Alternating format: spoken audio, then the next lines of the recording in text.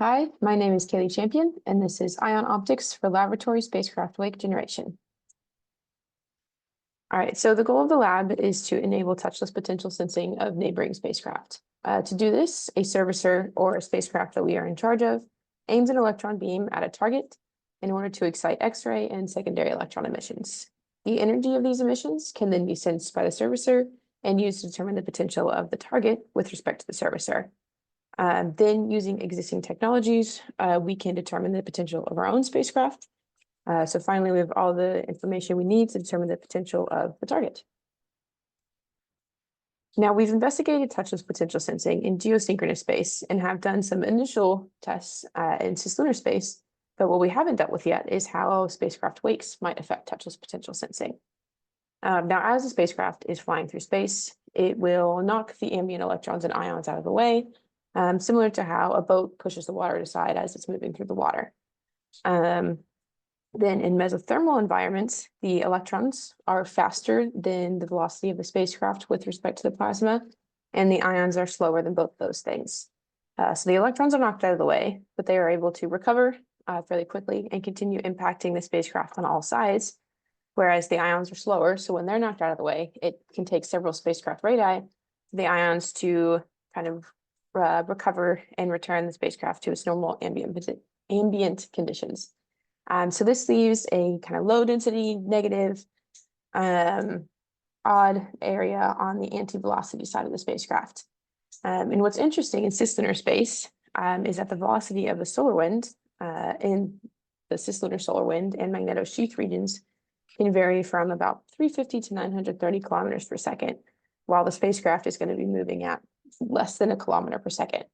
So these wakes always form on the eclipse side of the spacecraft. And again, we don't know what this changing plasma condition is going to do to touchless potential sensing.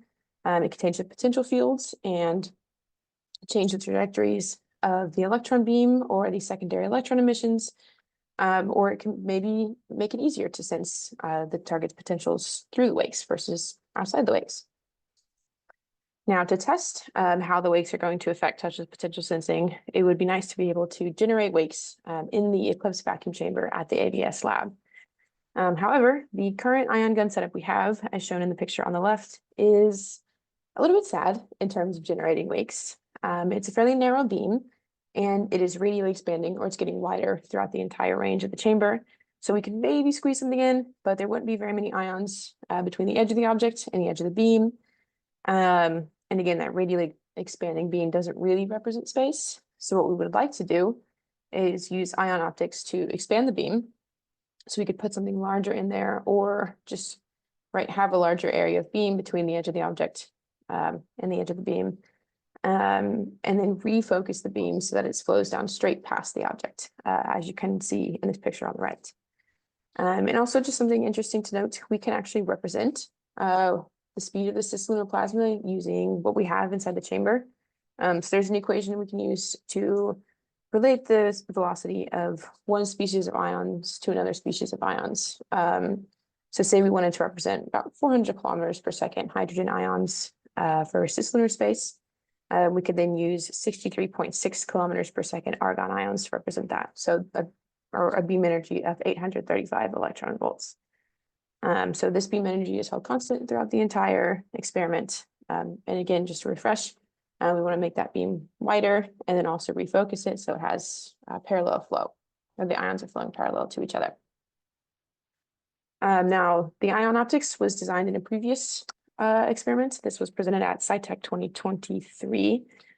And it was found that two thin electrostatic lenses were ideal for the eclipse chamber to expand and refocus the beam as desired. So it's pretty simple. There's an expanding lens placed right underneath the ion gun. And this is biased negatively to attract those ions out and expand the beam.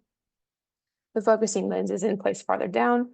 This is biased positively with respect to the expanding lens, so it stops that expansion and then refocuses the beam just enough that it's flowing straight down. But we don't want to overfocus it and start narrowing the beam again, because then we're undoing the work that the expanding beam just did. Installing these two lenses in the Eclipse vacuum chamber is fairly straightforward. There's two sheets of aluminum that can be held at potentials using high voltage power supplies.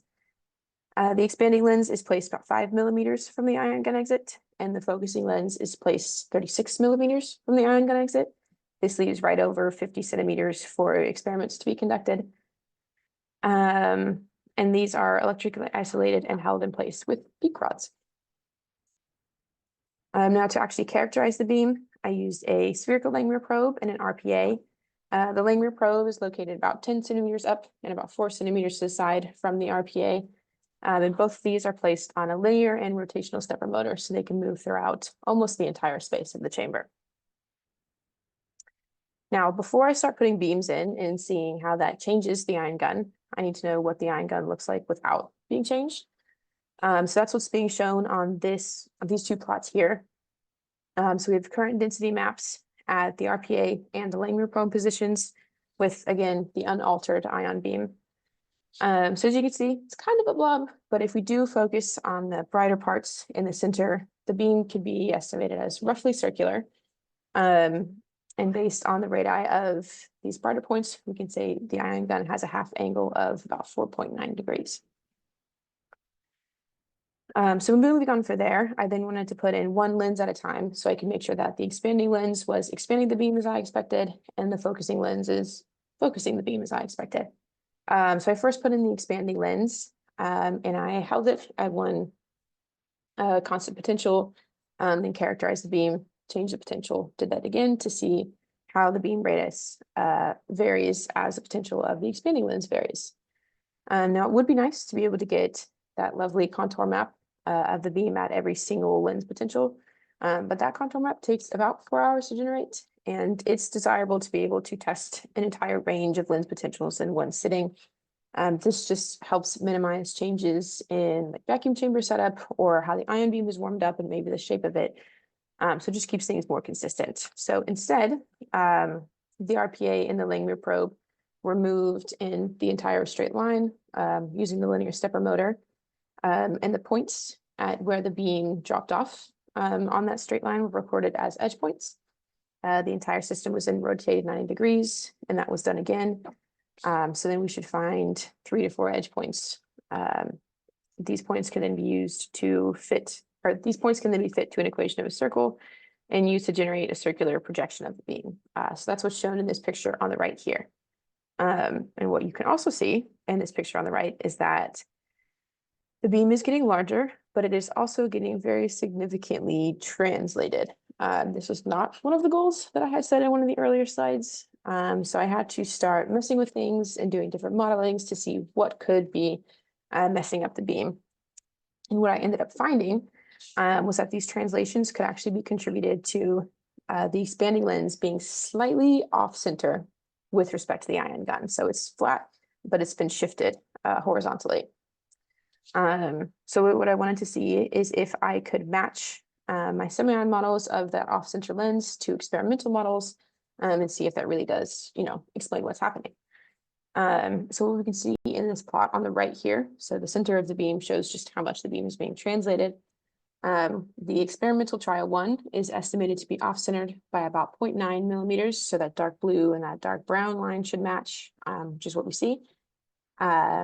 And then experimental trial 2 is estimated to be off-centered by about 0.5 millimeter. So the light brown and light blue should then match, which is about what we see. So that translation does seem to be explained by misalignment of the lens. Now I still want to be trying to expand the lens even though it is being translated. So we can see that on the plot to the left here. Now Simeon seems to think that the lens, Simeon seems to think that the beam should be expanded quite quickly for even those low lens potentials, which is not quite what we see in the experimental results. But as we start to get to these higher potentials, so up in this region here, the experimental results do seem to start to plateau at the same beam radius that Simeon expects. So we can then say that the expanding lens does predictably increase the beam radius, which is great. Now next is the focusing lens. So in Simeon, it's shown that a focusing lens potential of about 650 volts generates, the nice focus beam that we want. Ideally, the way I would check this is that I would measure the radius at both the Langmuir probe position and the RPA, and then wherever those radii match is where the beam is properly focused. However, the Langmuir probe being so close to the focusing lens actually significantly alters the electric field. So the argon ions are deflected towards the Langmuir probe and away from the RPA, and it changes the measurements pretty significantly. So you can see in this picture here on the right, the light purple shows what the lens would be doing if those sensors were not there. And that dark purple shows how the lens is being deflected towards the Langmuir probe. So in this spot, both the Langmuir probe and the RPA should be sensing something, but you can see the ions are not reaching the RPA, so the RPA is actually getting nothing, which doesn't represent real life. But since I can represent all these sensors in semi-on, I can actually virtually conduct the experiments.